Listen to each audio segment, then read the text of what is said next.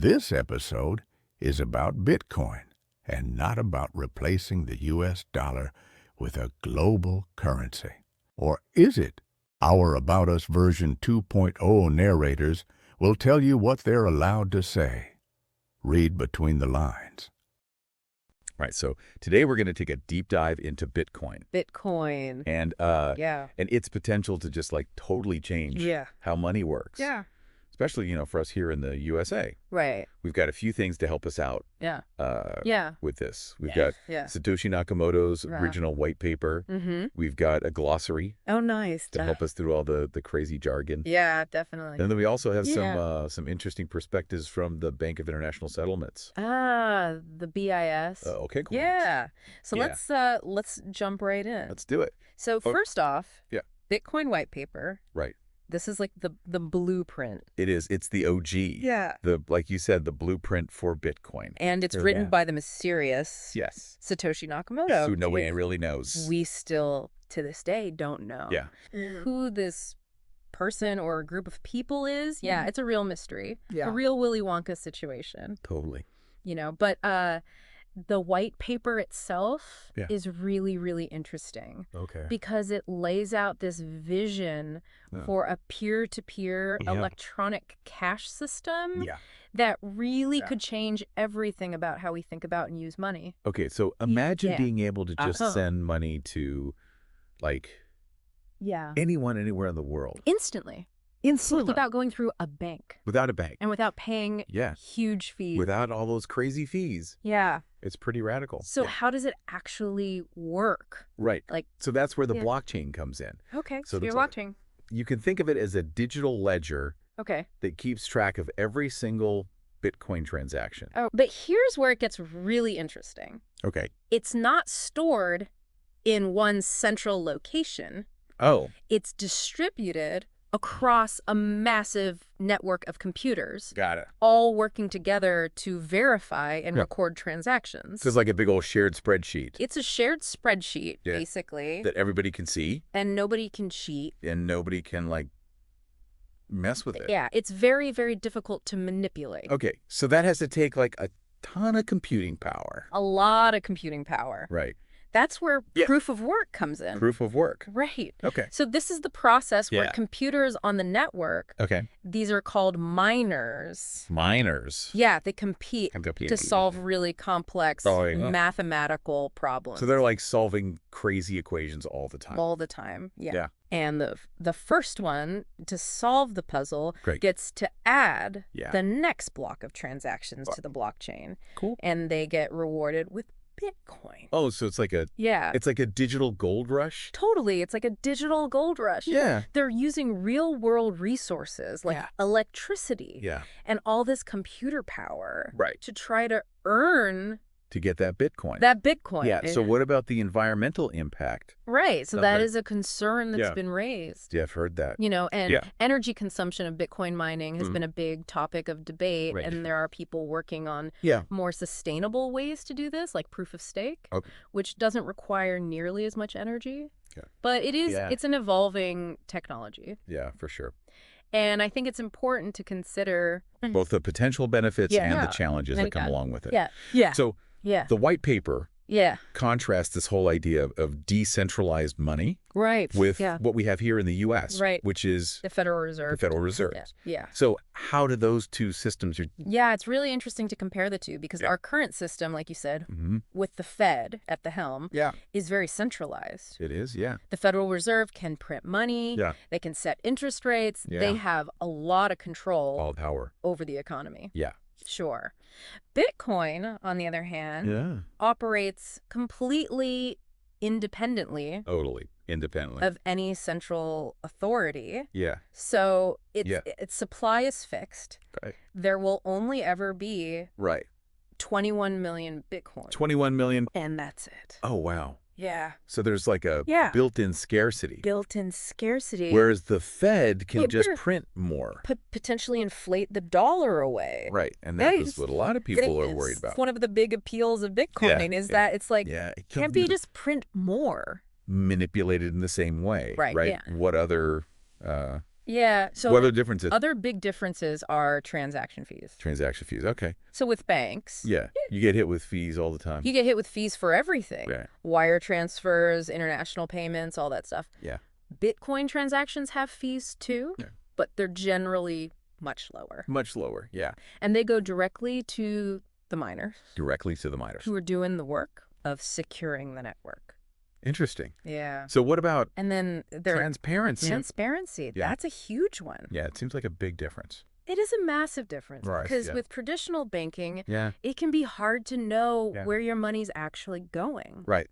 Or how it's being used. What they're actually doing with it. Exactly. Yeah. But the Bitcoin blockchain is completely public. Okay. Anybody can see every transaction that's ever taken place. So that raises some questions. It's about the double-edged sword. Yeah. You know? Yeah. It's great for transparency, but it also raises questions about privacy and how we balance those two things. Okay, so we've got this crazy complex system. I do. Yeah. With like its own language. Yeah. And it definitely has its own language. Yeah, it's like we need a decoder ring. We need a decoder ring for sure. Yeah, so let's turn to that glossary.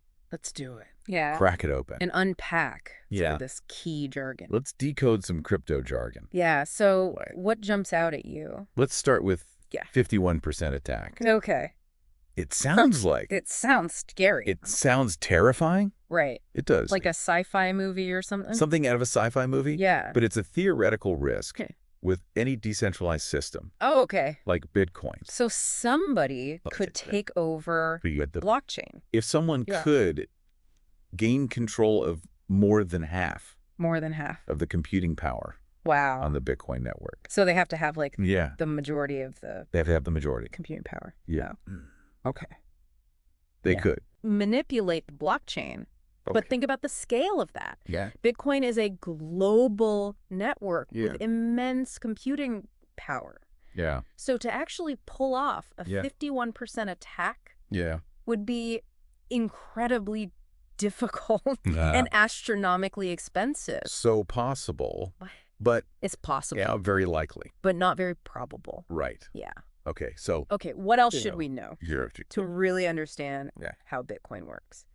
Well, another important term is double spend. Double spend, okay. So this refers to the problem of someone trying to spend All right. the same Bitcoin twice. Gotcha. Now, traditional systems have ways to prevent this. Okay. But Bitcoin solves this with the blockchain. The blockchain. Every transaction is recorded and verified. Okay. So it's virtually impossible. Gotcha. So it's like a built-in... It's a built-in fraud prevention. Fraud prevention system. Awesome. Yeah. It's very elegant. Okay. Privacy. Privacy. So I thought Bitcoin was like a novel. Right. It's not quite that simple. Okay. It's more nuanced than that. Right. So while transactions are public on the blockchain, they're not inherently linked to your real-world identity. Okay. So there's a degree of pseudonymity there. So you can be... Pseudonymous. But not there are ways to analyze the blockchain data and potentially link transactions back to individuals. Yeah. So that brings up some questions about how we balance privacy and transparency. And transparency in this new world. In this new world. So listener. Yeah, listener. What about you? What are you thinking? What terms have you kind of forms are you... You're curious about? What aspects of Bitcoin are you most interested in? Yeah, keep those questions in mind. Yeah, hold on to those questions. Yeah, as we continue our deep dive deeper into this rabbit hole. Right. All right. I mean, it's kind of mind-blowing to think that we could be like on the edge of a total financial revolution. It really is. Like the concept of money could be completely redefined.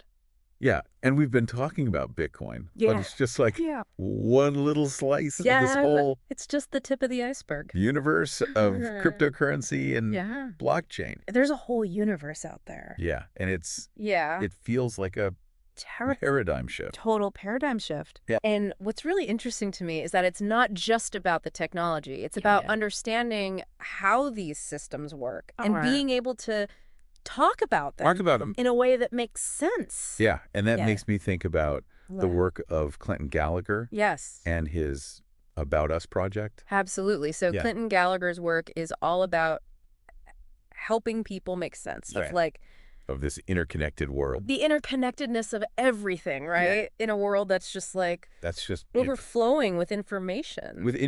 He argues that we need new ways to like process all the navigate this information overload. Yeah, to develop a shared understanding. Yeah, to develop a shared understanding of the systems that shape our lives. And his About Us V 2.0 project. Yeah. About Us V 2.0 project is a great example of that. It's a multimedia platform. Yeah, it's a multimedia platform that explores all these connections between things like economics, biology, history, culture, all of it. And he's got a YouTube channel. He does. Yeah. At About Us V 2.0. At About Us V 2.0. Yeah. And he like breaks down these complex topics. All this complex stuff. In a way that's like easy to understand. And easy to understand. Yeah, and engaging. Yeah. So it's a great resource if you want to learn more about this stuff. And he also talks about He talks about the importance of developing your own About Us. Developing your own project. Right. Which I think is really cool. It is. It's about taking ownership. Taking control of your learning. Yeah. Exploring the things that you're passionate about. You're interested in. Yeah. And figuring out. And making those connections. How it all fits together. So how does this tie back? How does this relate back to coining the future of money? Well, I mean, think about it. We're talking about a potential fundamental shift in how we think about and use money. Right. And to navigate that, you need to be able to think critically, connect the dots, and see the big picture. Yeah. And that's exactly what Gallagher's work. Gallagher's work is all about. Yeah, it's like he's saying, don't just sit there. Don't be and let it happen to you. Passive observer. Get involved. Get involved. Ask questions. And figure it out for yourself. Yeah. So now let's shift gears a little and talk about the Bank for International Settlements. The BIS. BIS. Yeah. So they're not like your typical evangelists. Bitcoin enthusiasts. Right. I mean, they're like a global institution for central banks. They're like the old guard. Yeah, they're deeply embedded in the traditional financial system. But what's really interesting... what's interesting is that they're actually researching and exploring the potential of digital currencies. Dismissing it out of hand. They're not just dismissing it. They're actually taking it seriously. Yeah. So they recognize that this technology could be transformative. And they're looking at something called... And they're particularly interested in something called... CBDCs? Central bank digital currencies or CBDCs? Yeah. What are those? Right. Okay, so basically they're digital currencies that are issued and controlled by governments. So think of it like a digital version of the U.S. dollar issued by the Fed. The Federal Reserve. So it's like the government's getting in... Raises some interesting questions about the currency. How governments might adapt to this new landscape. So are we going to see a future where... Are we going to see a world where CBDCs and cryptocurrencies coexist? Do they compete? Are they going to work together? Complement each other? Yeah. It's hard to say. Yeah, it's a big question. It's a big question. And it's one that has big implications. Has an impact for all of us. All of us, especially here in the U.S. So how do you see this playing out? Yeah. I mean... It's tough to predict with any certainty, but I think we can safely say that the future of money is going to look very different from what we're used to. Different from what we're used to. Much more diverse and dynamic. We could see a world where people have access to a whole range, to a whole bunch of digital currencies, each with its own unique properties, use cases. So. What does this actually mean? What does this mean for the average person? Yeah, for like you and me. Yeah, like how is this going to impact our daily lives? Well, imagine being able to send money to anyone in the world. To anybody instantly. Instantly. With hardly any fees. Almost no fees, regardless of like borders or banking systems. Banking systems, yeah. Imagine having more control over just financial data. Your privacy. Imagine new opportunities for investment and building wealth. Yeah. These are just a few of the possibilities. It's both exciting and a little bit scary. It is exciting. Yeah. And it is... It feels like we're a little bit daunting. Standing on the edge. Perfect. A new frontier. Teasing on the edge of a new frontier. Yeah. And that's why it's so important. So important to like to be informed, to have conversations like this, have these and to really try to understand these complex systems. Yeah. So let's take a step back. Let's take a step back for a second and think about everything. Everything we've talked about. We've explored the visual in the white paper. We've looked at how the blockchain works. Yeah. We've even talked about CBDCs. CBDCs. Yeah. So listener, what are your thoughts? What are you thinking about? What questions? Oh, questions. You're swirling around in your head right now. Yeah. Yeah. It really is. It's a lot to digest. There's a lot to take in. Yeah. This whole world of... And we focused a lot on Bitcoin and the future of money. On the potential upsides. Yeah. And we've talked about a lot of... financial empowerment. Yeah, the potential positives. Yeah. Increased transparency. All of that. But we've got to acknowledge... think about... potential downside. For potential risks. Right. It's not all sunshine and rainbows. It's not all going to be easy. Right. There are. Yeah, we talked about the energy consumption. Challenges with Bitcoin mining. Yeah, and the 51% attack. 51% attack. But there are other concerns as well. Other concerns. I mean, one of the biggest ones is volatility. The volatility, yeah. I mean, the value of cryptocurrencies. It can go up and down like crazy. Can swing wildly. Right. Yeah, and that makes it... which is scary for... a risky investment. For a lot of people. For a lot of people. Yeah, and then there's the whole... and then there's also... issue of scams. The potential for scams. Yeah. And fraud. Right. I mean, it's... yeah, it's a new space. It's a largely unregulated space. Yeah. So people got to be careful. It's important to be cautious. Yeah. Do your research. Right. Don't just jump in blindly. That's every deal. Yeah. Be aware. What can the average person do? So what can the average person do to make sense of all of this? It's a lot. It can be overwhelming. It's super overwhelming. I mean, especially with all with all the technical jargon. Yeah. And the fact that it's constantly changing. It's constantly changing. Yeah. Well, where do we even begin? I think that's where resources like Clinton Gallagher's work can be really helpful. Yeah. Because he encourages us. He does. To become... active learners. Active learners. Right. To develop our own About Us projects. Yeah. About Us projects and really engage in critical thinking about these complex systems. Yeah. Don't just accept or the fear monger. Do your research. Ask questions. And form your own opinion. Your own informed opinion. So his website is a great place to start. Yeah. ClintonGallagher.com. ClintonGallagher.com. He's got tons of resources on there. We're thinking about. And his YouTube channel at About Use V 2.0 has a lot of really great explanations. It's easy to understand. Yeah. It's all about empowering yourself. Yeah. It's about empowering yourself. How the world works to understand the world around you. Yeah. And remember, this isn't just about Bitcoin or crypto. It's about... yeah, it's about the bigger picture. The bigger questions. It's about the role of money. Yeah. What is the role of money in our lives? Financial systems. How do financial systems work? Yeah. What kind of future do we want to create? Right. These are questions that affect... These are questions that we all need to be thinking about. Whether you're a tech expert or not. Regardless of... You're a technical expert. For your financial background. Right. So... as we wrap up this deep dive. As we wrap things up here. I think that's the key takeaway. Key takeaway. The future of money.